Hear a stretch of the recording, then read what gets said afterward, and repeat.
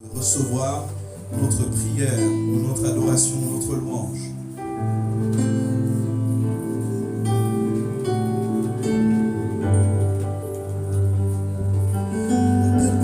Dans ma vie, ta grâce infinie. Reçois ma louange.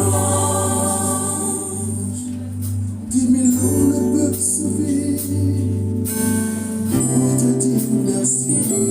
Reçois ma louange.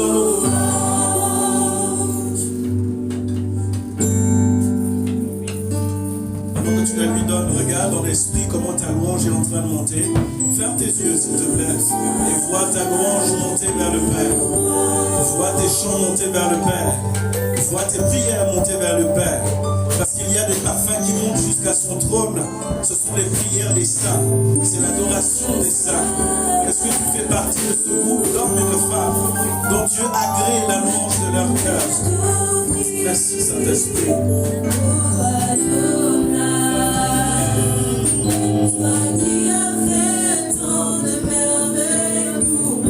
Qui a fait tant de merveilles pour nous. Qu'est-ce que nous pouvons te donner? Rien de matériel. Ensemble. Que pourrais-je t'offrir?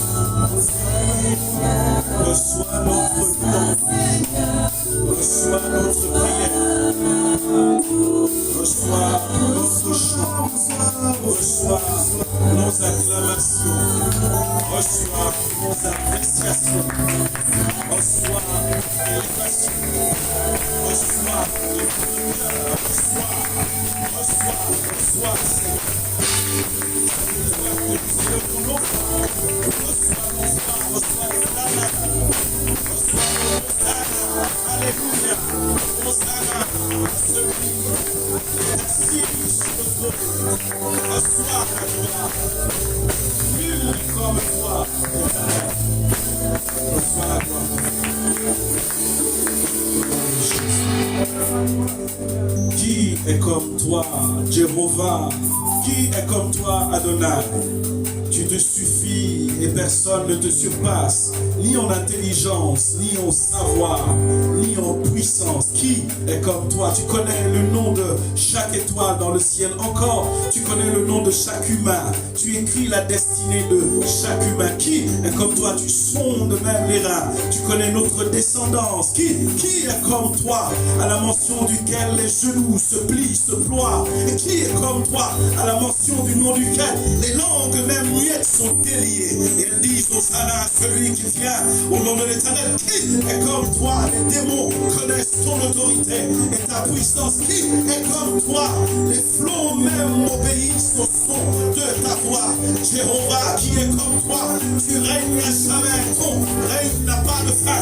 Ton trône est un trône d'équité. Ton sceptre est un sceptre de justice. Qui est comme toi? Les anges te célèbrent. Ils t'adorent. Qui est comme toi? Les 24 vieillards jettent à tes pieds des couronnes.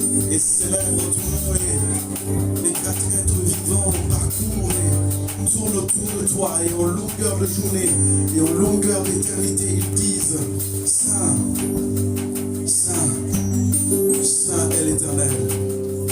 Celui dont nous ne pouvons trouver dans le langage humain des qualificatifs justes à sa valeur. Celui-là, nous élevons nos mains pour l'acclamer et dire Alléluia.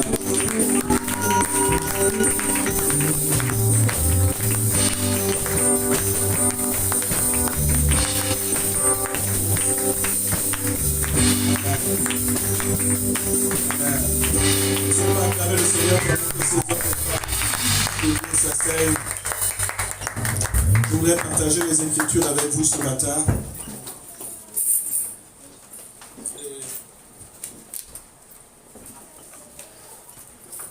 Je voudrais bénir le Seigneur pour la présence de Pasteur Marcel, pasteur que le Seigneur te bénisse richement.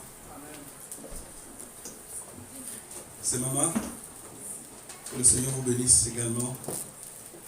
Je voudrais bénir le pasteur Israël, c'est le prophète, oui, pardon, prophète. Que le Seigneur vous bénisse richement, qu'il bénisse également votre épouse, je pense que c'est elle qui est intervenue en premier hier. Que le Seigneur vous bénisse richement, que le Seigneur bénisse tous les responsables et les leaders de cette église. Et merci à toute l'assistance et à ceux qui aiment le Seigneur et qui l'adorent en ce lieu, que le Seigneur vous bénisse richement. Je suis le pasteur Richard Ondoa.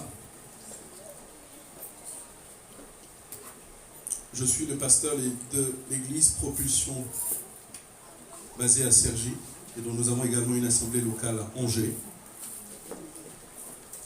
Je suis le merveilleux époux de Marie-Joëlle Ondoa qui est juste assise à côté et nous sommes venus avec nos 3 enfants présents ici. Que le Seigneur vous bénisse richement. Et nous sommes très heureux d'être au milieu de vous. Amen. Je voudrais partager également les Écritures. Et je voudrais respecter mon timing. Je suis un peu très à cheval au niveau du temps. Et je voudrais respecter mon timing ce matin. Je ne sais pas si on peut dire que c'est une exhortation ou un encouragement. Mais sur le thème de ce qui est en train d'être abordé ces jours, et hier j'ai eu l'opportunité d'écouter en ligne, de suivre un peu ce qui se passait. Je bénis le Seigneur pour ce qui a commencé hier. Et quand nous venons dans une église frère, dans une église, nous voulons encourager et soutenir l'église. L'église est l'avant-poste du royaume des cieux sur la terre. L'église est la représentation même de Dieu sur la terre. Une église forte manifeste également l'autorité forte et puissante de Dieu. Et nous devons nous encourager les uns les autres pour que notre vie de chrétien soit forte, mais que notre vie de famille et d'église soit forte encore. Je voudrais partager sur les fusions du Saint-Esprit. Je vais aller sur 2 ou 3 points sur lesquels je voudrais partager et après nous allons prier ensemble. Si de temps en temps ce serait calme et tranquille, je suis enseignant de la parole. Il m'arrive parfois d'opérer dans la prédication, mais majoritairement, il m'arrive d'opérer beaucoup plus dans l'enseignement. Je voudrais partager avec vous les Écritures concernant l'effusion du Saint-Esprit. Quand on parle de l'effusion, il s'agit simplement d'un déversement. Rien d'autre de particulier. Quand on dit le Saint-Esprit a infusé sur les apôtres, c'est qu'il est venu sur les apôtres. Il a été déversé sur les apôtres. Certaines personnes dans l'Ancien Testament avaient vécu une expérience d'effusion du Saint-Esprit, mais à la seule différence que dans l'Ancien Testament, il n'était pas présent en eux, mais il les recouvrait. C'était comme si vous avez un vase, vous avez un verre, mais qui est retourné dans le sens contraire, mais qui ne peut pas recevoir de contenant ou de contenu, mais qui est recouvert quand même. Mais dans le Nouveau Testament et à notre dispensation, à notre époque, le verre a été retourné. C'est la raison pour laquelle quand Jésus prend son dernier repas avec les autres, il mange dans la place ou bien le plat qui était réservé à celui qui... C'était une partie qu'on ne touchait pas. C'était un bol qui était toujours refermé, toujours recouvert. On n'y touchait pas. Et il le retourne et ils consomment avec ça. Et le but était de démontrer simplement qu'il y a une ouverture qui est en train d'être faite. Maintenant, nous pouvons recevoir quelque chose. L'effusion du Saint-Esprit vient pour nous remplir, pour vous remplir. Parce qu'elle est essentielle, où le Saint-Esprit a débordement est essentiel pour un ministère ou pour une vie chrétienne excellente. Si nous ne sommes pas remplis, nous ne pouvons pas vivre la vie de Dieu. Si nous ne sommes pas remplis, nous ne pouvons pas plaire à Dieu, tout simplement. Je voudrais qu'on lise un passage dans le livre de Genèse, chapitre 1, versets 26-27. La première chose que nous allons faire, c'est qu'on va essayer de poser les contextes et le fondement de ceux dont je voudrais partager avec vous ce matin. Genèse 1, 26-27. Je vais lire les Écritures. Tous nous connaissons ce passage. Dans plusieurs Bibles, c'est un verset qui est peint en rouge, peint en vert, peint en violet. On a passé le stabilo plusieurs fois dessus. C'est une très bonne chose. Ce sont nos origines. C'est normal. Écoutez ce que la Bible dit. Genèse chapitre 1, versets 26 et 27. Dieu dit, faisons l'homme à notre image. Dis avec moi, à notre image. À notre image. Je ne t'entends pas, à notre image. À notre image. Dis avec moi, selon notre ressemblance. Selon notre ressemblance. Le but est lequel quand Dieu dit qu'il soit fait à son image et à sa ressemblance? Le but est pour qu'il domine sur les poissons, vous avez le détail, hein, sur le bétail, sur toute la terre et sur tous les reptiles qui rampent sur la terre. Verset 27. Dieu créa l'homme à son image, il les a créés comment? Hommes et femmes. Ça veut dire que les deux ont reçu de Dieu la puissance, la grâce, l'autorité de dominer. Tous les deux. Amen. Tous les deux ont été créés le même jour. Quand je dis ça, les gens disent, mais non, pasteur, comment tu dis ça? Il y a un qui a été tiré de la côte quand même. Il y a l'autre qui a été fait. Non, c'est différent. L'un a été formé de la poussière de la terre. Formé, c'est pas créé. Formé. C'est différent. Tous ont été créés le même jour. Les mêmes grâces, les mêmes aptitudes, les mêmes capacités. Mais nous avons été créés tous en esprit. Celui qui est ressemblant, qui a l'image de Dieu, le même jour, à l'identique. Il a juste dit, celui-ci est homme, celui-ci est femme. Par rapport à la continuité du projet, celui de la multiplication et de la procréation. Pas à cause de l'identité spirituelle, mais à cause de la suite du projet. Est-ce que je parle à quelqu'un? Dis à ton voisin, rassure-toi, on ne fait que commencer. Dis-lui, rassure-toi, on ne fait que commencer. Il dit ceci, il le créa à l'image de Dieu, hommes et femmes, il les créa. Point final. Celui et celle que Dieu vient de créer ont la capacité de dominer et d'imposer la puissance de Dieu. Tout ce que vous allez voir après ce passage, tout ce que vous allez voir après la chute de l'homme, notez bien ceci. Tout ce que vous allez voir de Genèse, à partir de la chute, jusqu'à Apocalypse, le but de Dieu, c'est de revenir à ça. Tout ce que vous voyez, Jésus vient souffrir. Il envoie les prophètes, il envoie les juges, il envoie tout ceci. C'est pour revenir à ça. Un être qui domine.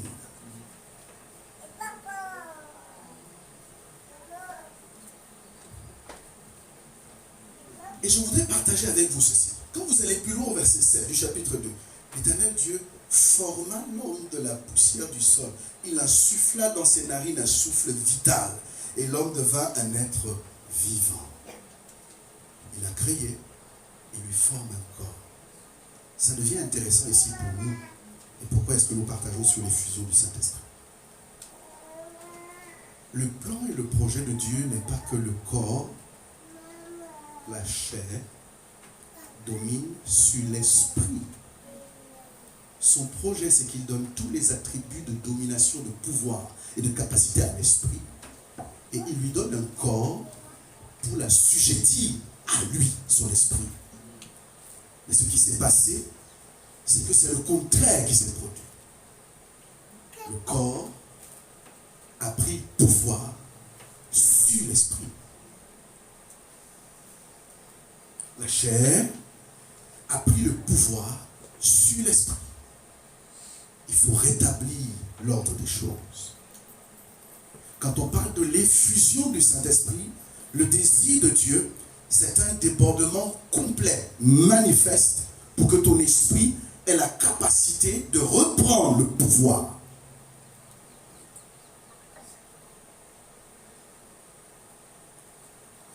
Pour que ton esprit ait l'autorité nécessaire de dominer à nouveau sur la chair.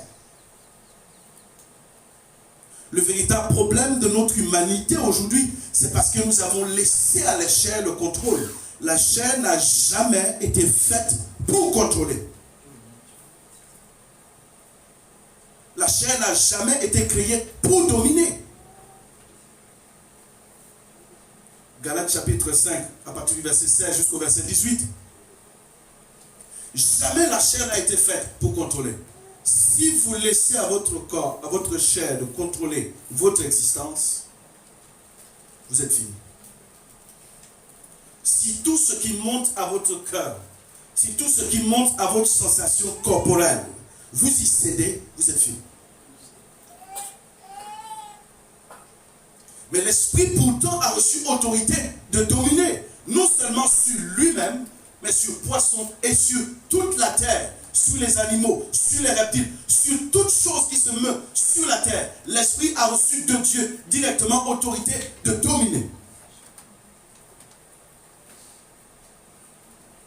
Galates 5, 16, 18. La Bible dit ceci. Je dis donc, marchez par l'esprit et vous n'accomplirez pas point les désirs de la chair. Car la chair a des désirs contraires à l'esprit. Et l'esprit en a de contraires à la chair. Ils sont opposés l'un à l'autre, afin que vous ne fassiez pas ce que vous voudriez. Vous pouvez faire ce que vous voulez, si le Saint-Esprit vit en vous. Vous pouvez avoir l'autorité de manifester la gloire et la puissance de Dieu, si le Saint-Esprit vit en vous. Si cela n'est pas le cas, la chair prendra le dessus. Parlons posément. Notre chrétienté aujourd'hui est en crise de vitesse à cause d'un manque de puissance. Les gens veulent vivre la sanctification sans ce qui donne la sanctification. Les gens veulent vivre la puissance sans ce qui donne la puissance. Ça peut marcher pendant un temps. Parce que l'homme est intelligent. L'homme est intelligent. Dieu nous a fait avec une capacité intellectuelle bien, vraiment poussée. La Bible dit que nous sommes de peu inférieurs à lui. La capacité de tourner des événements, de modeler des circonstances, de les changer pour les tourner et créer quelque chose. C'est ingénieux. Même spirituellement, les hommes arrivent à faire certaines choses. C'est pour ça que vous pouvez entendre quelqu'un dire, répète chaque fois, répète 50 fois, au nom de Jésus, le feu, au nom de Jésus, le feu, au nom de Jésus. Après, tu as l'impression qu'il y a le feu qui arrive. Frère, ça c'est des outils, je ne sais pas comment je peux le dire, c'est une expression, j'ai besoin, je sais, c'est pas psychologique, mais c'est comme si vous donnez à quelqu'un un téléphone et vous lui donnez un autre outil qui peut contacter quelqu'un mais qui n'est pas le téléphone.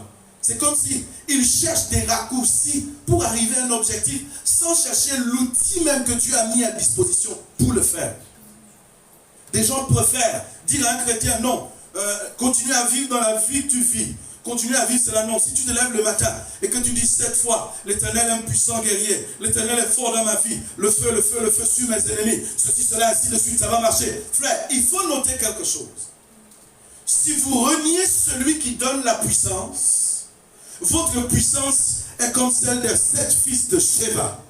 Elle peut impressionner ceux qui n'ont pas de connaissance, elle peut impressionner ceux qui n'ont pas de puissance.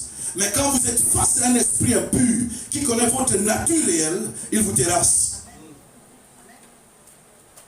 Il vous terrasse. Notre chrétienté en Europe aujourd'hui est diluée parce que nous avons renié le Saint-Esprit. Parce que nous avons de l'expérience. Parce que nous avons peut-être de la connaissance. Mais je crois que quelqu'un qui a la véritable connaissance trouvera toujours le plaisir à chercher dans la profondeur de l'esprit la révélation. Parce qu'il comprendra que celui qui peut interpréter, expliquer, détailler, c'est le Saint-Esprit. Jean 14, 16 nous le dit, qu'il ne nous laisse pas tout seuls.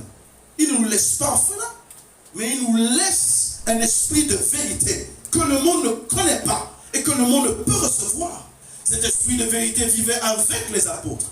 Et dans peu de temps, il sera dans les apôtres. Il leur dira tout ce que Jésus leur aura dit. Église du Seigneur. Église du Seigneur. Votre esprit a reçu une capacité de Dieu et ne peut être brisé. Est-ce que vous vous sentez brisé? C'est peut-être votre chair, c'est peut-être votre raisonnement. Votre esprit ne peut pas être brisé. S'il y a quelque chose que Dieu a créé et que lui-même ne peut détruire, c'est vous. Raison pour laquelle il a créé un enfer. Parce que vous ne pouvez être détruit. L'esprit et l'homme est quelque chose qui ne peut être détruit et disparaître et finir. Il a fait quelque chose. Il a trouvé la solution de dire, je vais prendre quelque chose qui est de moi-même. Je suis éternel. Je ne meurs pas. Je ne peux être détruit. Je vais insuffler en lui quelque chose qui vient de moi, qui sort de moi. Et personne ne peut détruire ça. Mais si vous vous soumettez à la chair, vous allez affaiblir, fatiguer, même le Saint-Esprit qui vit en vous. La chair n'a pas autorité à dominer. L'esprit a autorité à dominer.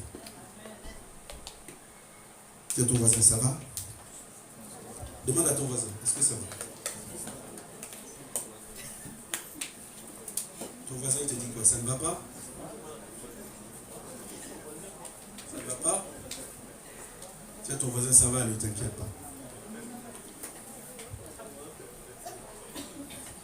Je voudrais qu'on avance. Et je voudrais qu'on lise quelque chose dans Ézéchiel chapitre 37. Je vais parcourir la référence. Ézéchiel 37 à partir du verset 1 au verset 10. Vous pouvez lire tranquille. Saint-Esprit, merci pendant cet instant que nous commençons de disposer un cœur pour la compréhension. Ézéchiel 37, 10. Il nous parle de quoi? Des ossements desséchés, n'est-ce pas? Dis à ton voisin, écoute attentivement. Dis-lui, ça devient sérieux maintenant. Les ossements desséchés sont un tas de personnes mortes qui étaient dans un état de putréfaction avancée où il ne restait que des os. Et les os même étaient secs.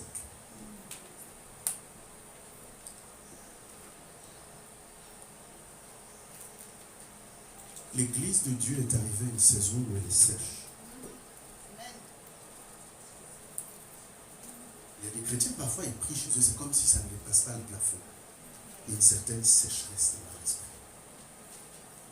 Ils sont secs au niveau où même, quand le pasteur leur dit de faire quelque chose, c'est comme si il est en antagonisme avec le pasteur.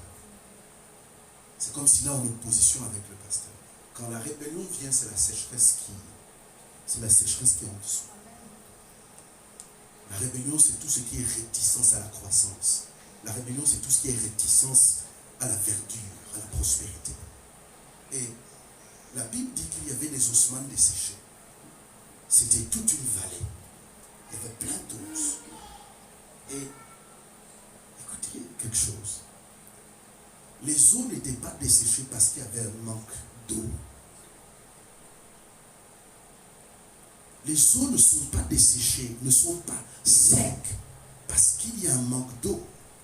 Les eaux sont fautes de l'eau. Les eaux vivent par le sang qui coule dans les veines et dans la chair d'un humain. C'est le sang qui donne la vie aux eaux. Je veux que quelqu'un écoute ce que je suis en train de dire.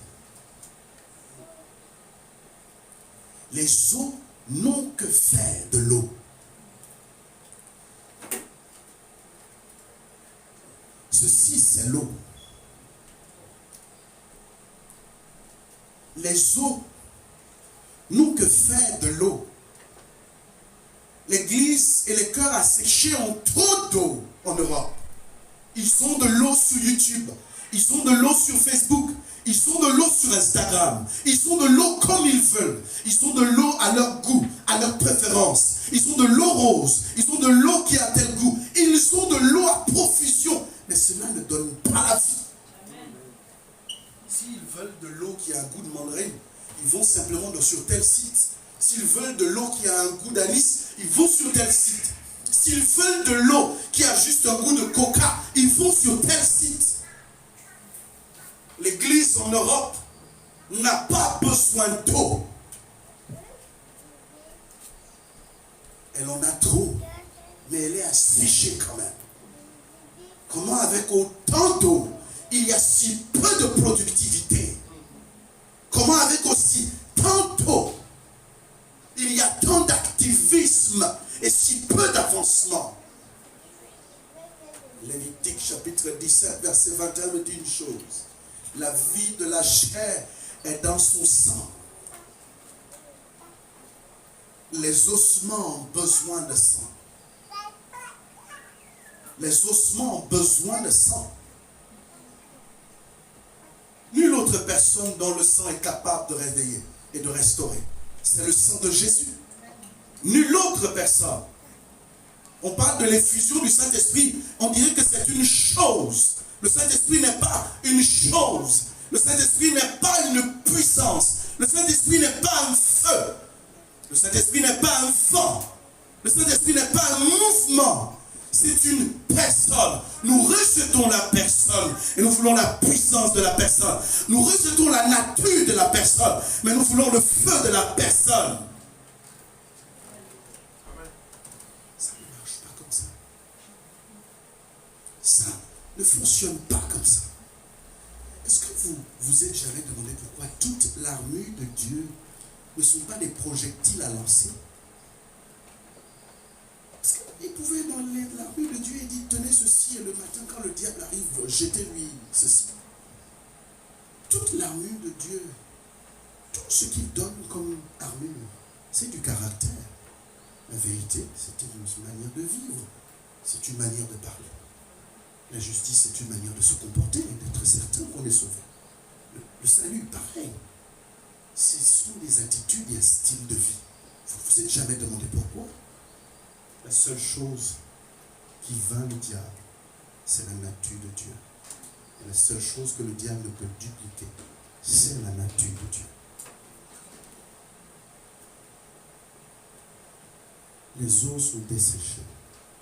Ils ont besoin de sang. La vie de la chair est dans son sang.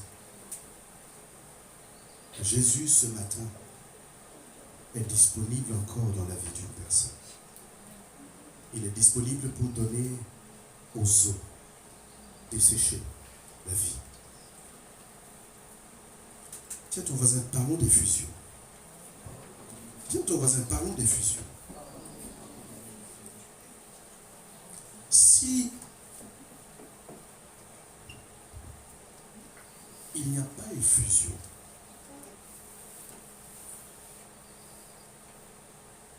vous êtes dans l'impossibilité d'accomplir une œuvre spirituelle. C'est impossible. Vous pouvez faire des années de théologie.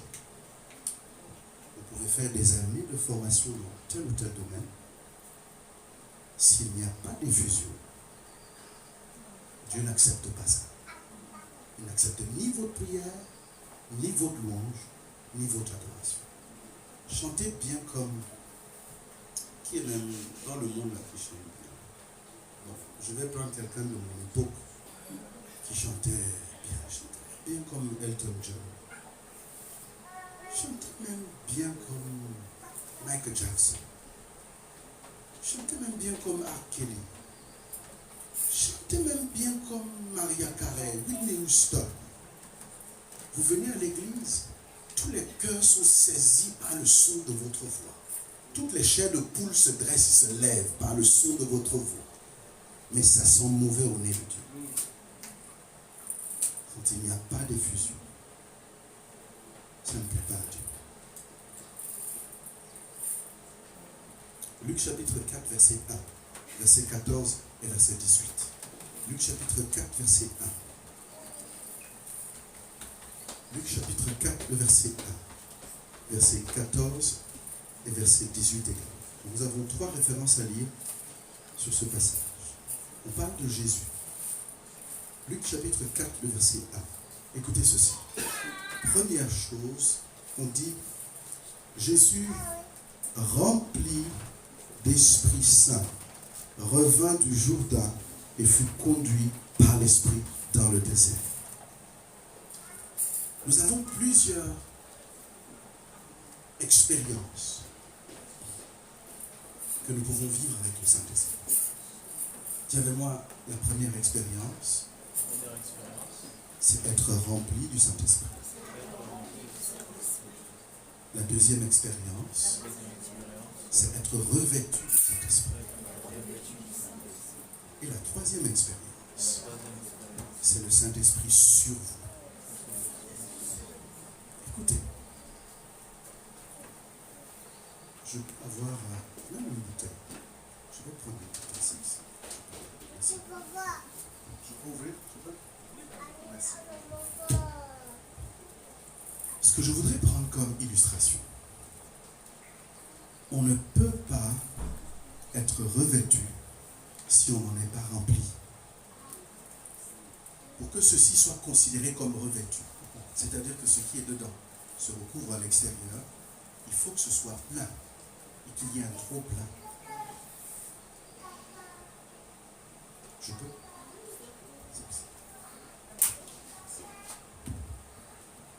Nous avons une bouteille ici qui n'est pas pleine. Celui-ci ne peut pas être revêtu du Saint-Esprit. Même s'il prie fort, il ne peut pas.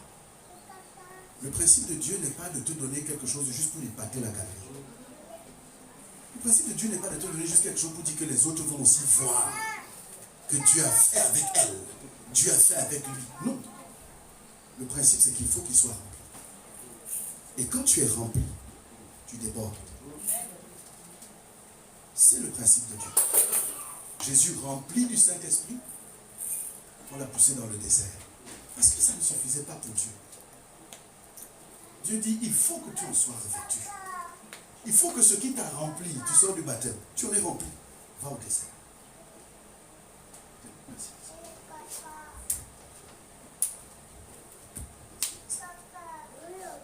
Et quand tu en es rempli, et que tu en es revêtu, tu peux dire,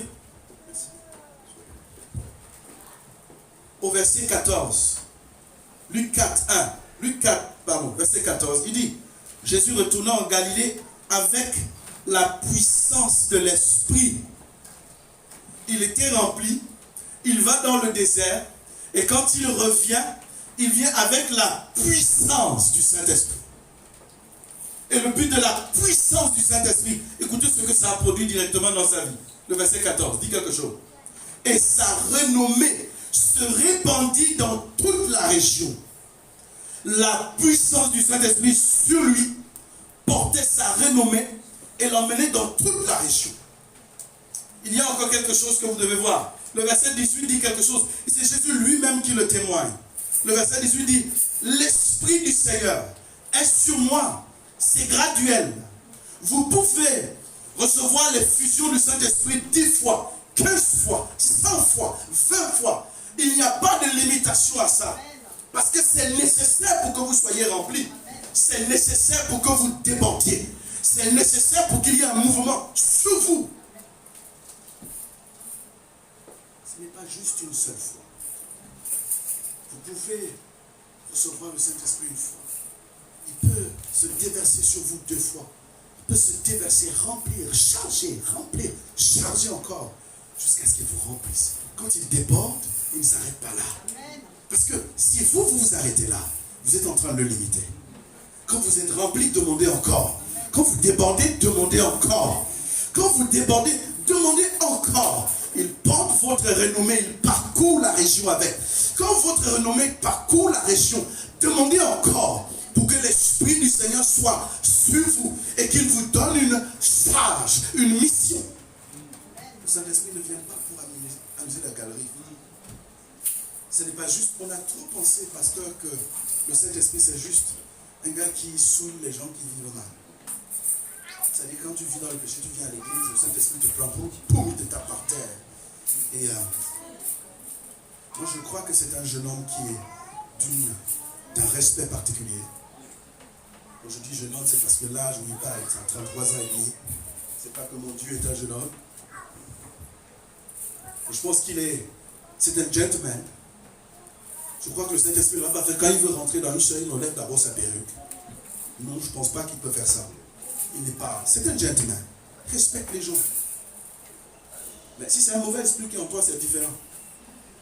Mais si c'est pour te remplir, c'est différent également. Nous sommes allés dans une manière d'exprimer le fait de recevoir le Saint-Esprit de manière exagérée parfois. On l'aide souvent. Je prie pour une sœur un jour et je pose ma main. Moi, je prie jamais fort pour les gens, pasteur. Je ne secoue pas la tête des gens. Parfois, je pose même légèrement, si limite, je touche même vraiment ton crâne. Je touche juste un peu. Et je prie pour la soeur, je pose la main. Et elle commence à faire. Je m'arrête, je dis, comment ma soeur?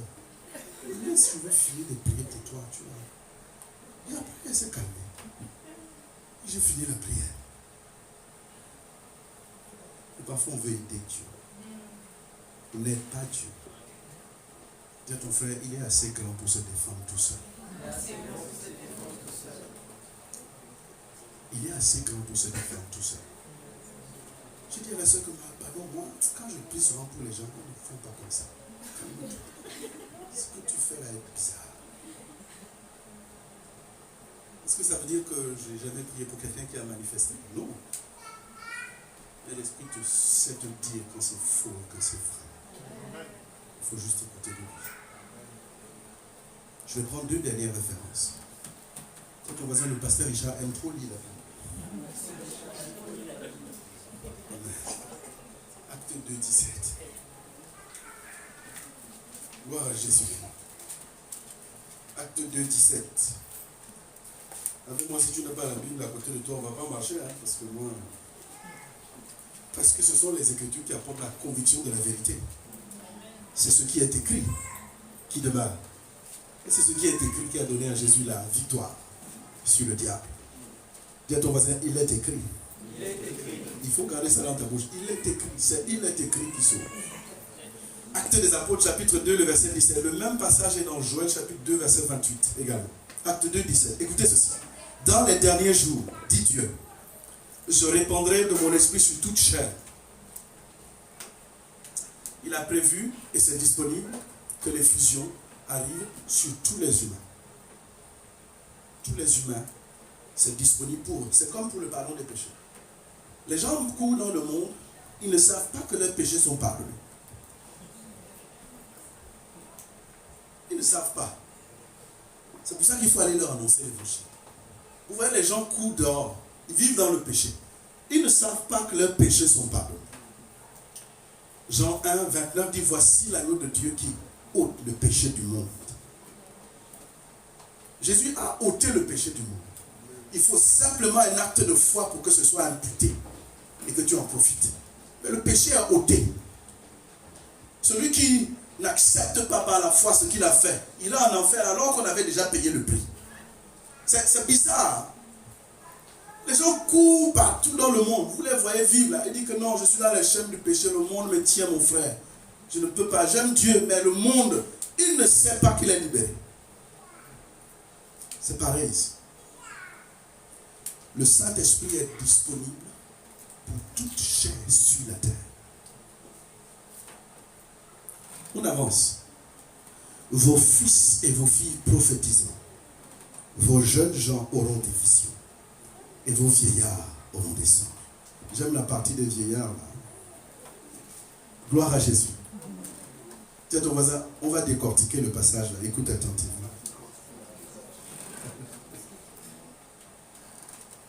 C'est disponible pour toute chair. S'il y a un enfant, un bébé, ce matin, qui manifeste la soif de recevoir, il reçoit. S'il y a un adulte qui manifeste la soif d'être rempli, il reçoit.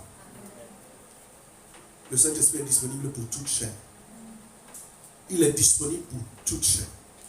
peu importe les origines, peu importe le pays, peu importe la couleur, peu importe le sexe, peu importe la taille, qui vous êtes, il est disponible pour vous charger de son esprit.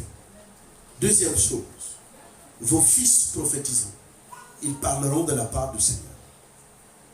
Parce que il y a quelque chose de particulier qui se produit aujourd'hui. Je vais prendre un exemple. Et l'exemple que je vais prendre concerne également le prophète Samuel. Le prophète Samuel était un homme qui avait déjà fait une erreur dans sa vie de prophétie. Il a oint un homme selon son apparence. Et ils ont oint Saül parce qu'il était beau de visage.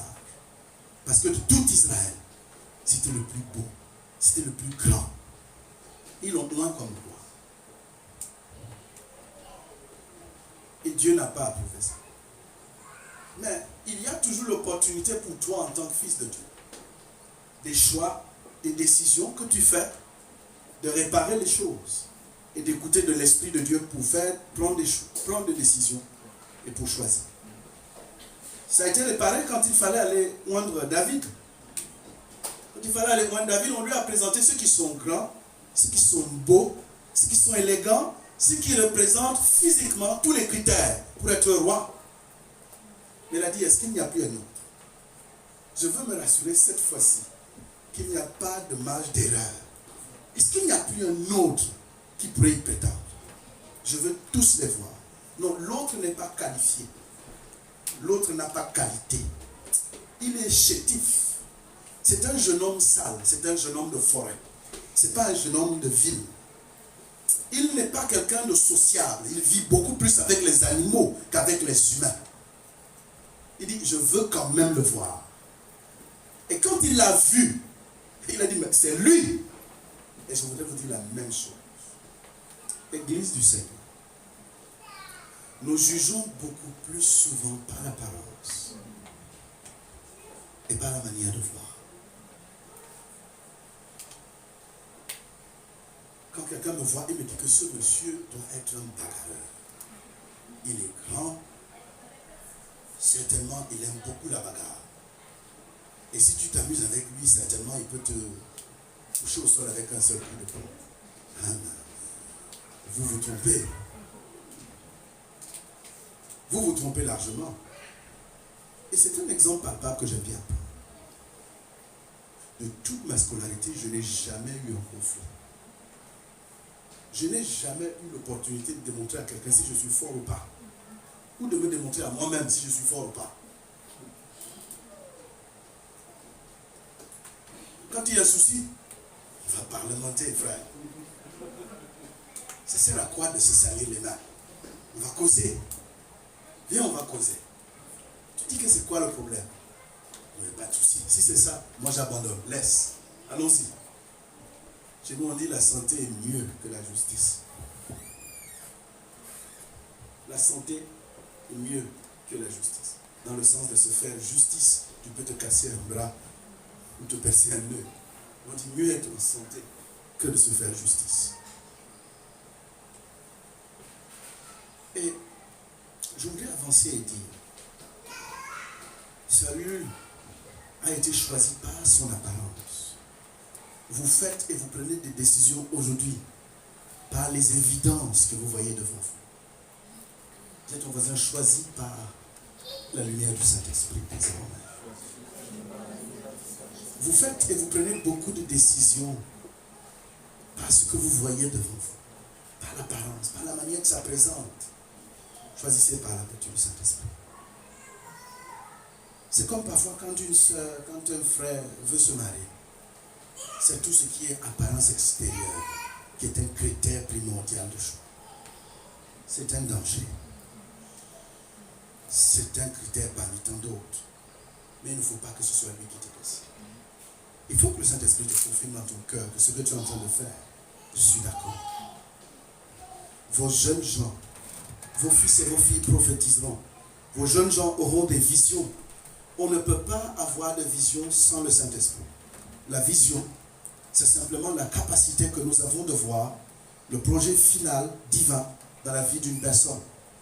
Dieu donne aux jeunes gens de ne pas se limiter à ce qu'ils sont aujourd'hui, à ce qu'ils ont aujourd'hui, mais d'avoir des visions et de voir de manière claire dans le futur.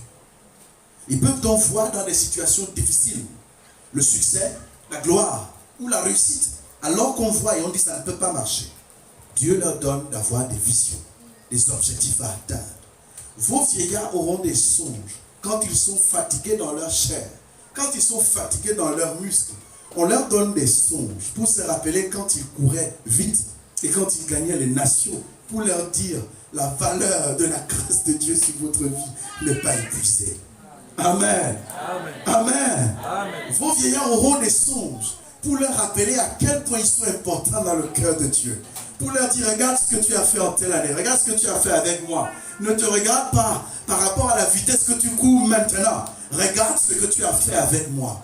Le Saint-Esprit, pour chaque dispensation, chaque personne, chaque situation, est capable de te rappeler ce que tu as fait avec Dieu, ce que tu peux faire avec Dieu. Et ce matin, je voudrais encourager chacun, chacune d'entre nous, à rechercher au plus profond de lui-même une effusion et un baptême de l'Esprit. Cela vient par la foi et par un désir que vous manifestez à Dieu. Il répond à ce désir et à ce besoin. Si nous sommes méchants, si nous sommes mauvais et que nous donnons de bonnes choses à nos enfants, à plus forte raison, lui, un Dieu bon, ne nous donnera-t-il pas de son esprit sans mesure? Il est disponible pour le faire. Il est disponible pour le faire. Je voulais faire une petite prière avec vous, parce que je sais que tout à l'heure, le prophète interviendra et je sais qu'il vous portera dans une autre dimension, à un autre niveau. Je voulais simplement une petite prière avec vous pour transition de ceci, et je vais passer le micro. Est-ce qu'on peut se tenir debout ensemble?